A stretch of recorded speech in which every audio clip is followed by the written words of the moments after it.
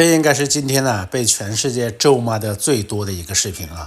这个视频一定会遗臭万年，包括这视频里面的两个垃圾。What will make a success of this summit today? I can't tell you that. I don't know. It's there's nothing set in stone. I want certain things. I want to see a ceasefire. This is not to do with Europe.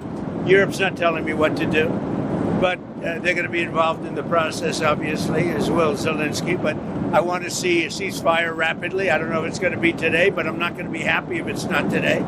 Everyone said it can't be today, but I'm just saying I want the killing to stop. I'm in this to stop the killing.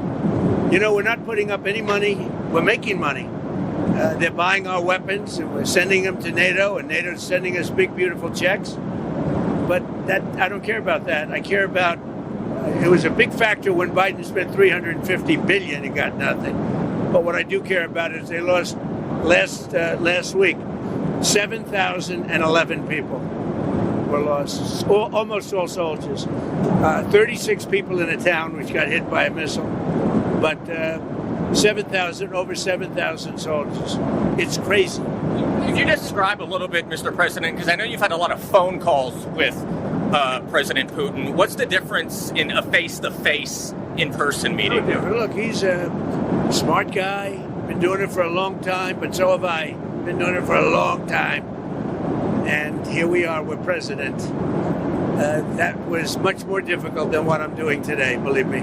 So we get along. There's a good respect level on both sides. And I think, something's going to come of it. I noticed he's bringing a lot of business people from Russia. And that's good. I like that because they want to do business, but they're not doing business until we get the war settled. Are you going to talk about business? We have the hottest country on earth. We have the hottest economy on earth. We have the hottest country. We just set a new stock market record again. We have hundreds of billions of dollars flowing in from tariffs. We're the hottest. We were a dead country, dead like doornails, a dead country. 1 year ago, we were dead as a doornail, and now we have the hottest country. And he wants a piece of that because his country is not hot economically. In fact, it's the opposite. And China's not doing well economically, but look, I want everybody to do well. The war's got to stop and the killing's got to stop. Mr. President, what do you stop? Thank you for coming back to take questions. We saw that Russia continued its violence into Ukraine last night, launching even more drones. What did you make of that? I think they're trying to negotiate. He's trying to set a stage. I mean, in his mind, that helps him make a better deal. It actually hurts him. But in his mind, that helps him make a better deal if they can continue the killing. Maybe it's a part of the world. Maybe it's just his fabric, his genes, his genetics. But he thinks that makes him, gives him strength in negotiating. I think it hurts him, but I'll be talking to him about it later. It's on the table for discussions today, Mr. President. Discuss, but I've got to let Ukraine make that decision. And I think they'll make a proper decision. But I'm not here to negotiate for Ukraine. I'm here to get them at a table. And I think you have two sides. Look, now be taking all of Ukraine.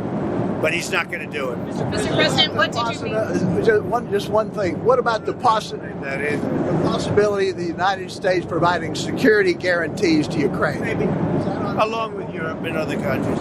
Not in the form of NATO, because that's not going to, there are certain things that aren't going to happen. But, along with Europe, there's a possibility of that. Mr. President, the number of business people that President Putin is bringing along, is that something that you want to discuss with President Putin at this meeting? Yeah, if we make progress, I would discuss it, because that's one of the things that they would like. They'd like to get a piece of what I built in terms of the economy. Just so you know, we were a dead country with our economy. He wouldn't be interested. He wouldn't have been interested a year ago with the Biden economy.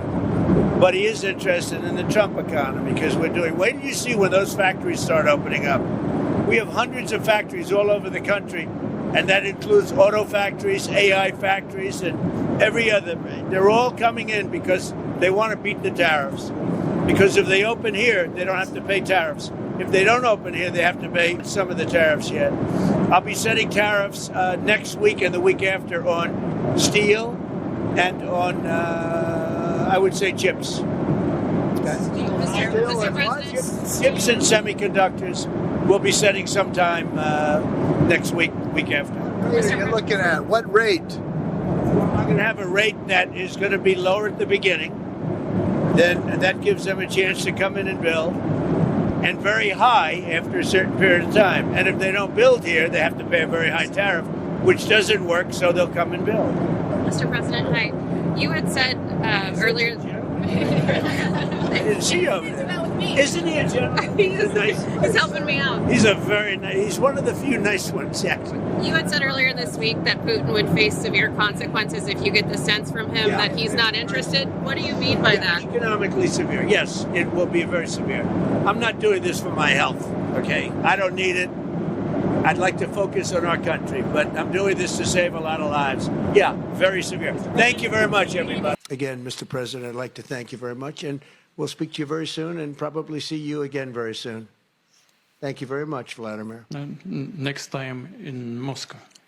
Oh, that's an interesting one. I don't know. I'll get a little heat on that one, but I could see it possibly happening. Thank you very much, Vladimir. And thank you all. Thank you. Thank you. Thank you so much.